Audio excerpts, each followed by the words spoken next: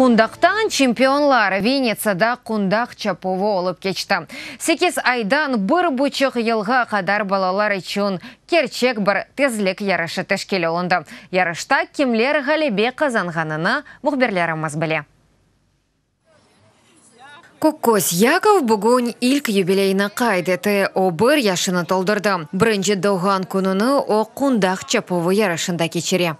Яков дуже швидко повзає. Яков пектез дортаякла ярыш хақында ешіткен сон мұтлақа иштирак етмек керекміз дедім. Ярышта 8 айдан башла бір бұчық яшына қадар балалар иштирак еті. 30 қыз ве 30 оғлан бала. Олар үшін шернің мерkezінде емшақ миндерлер қойылды. Спочатку буде забіг дівчата, а потім будуть хлопчики. Башта қызлар оларын артından есе оғланлар чапа. Базы 8 айлы балалар, олардан уйкен балалардан да тез чапа. Ярышның әсас қайдесі месафе кечкен балаларының ана бабасы оларға тұқынмамалы. Ама оларны бір шейнен желп еттірмеге мүмкін.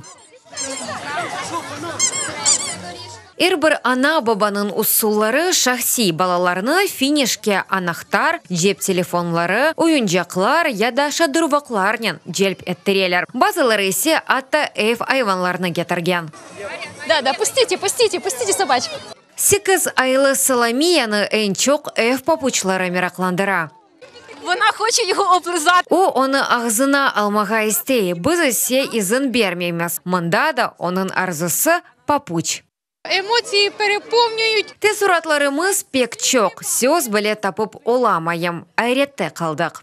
Галиплер ярышта белгіленмеді, чүнке әм тәшкілетчілер әмді ана бабалар үшін бір бала галиптір. Арина Кантонистова, Виталий Демец, Халисе Зенедин, Селим Тохтаров, Венеция UATV.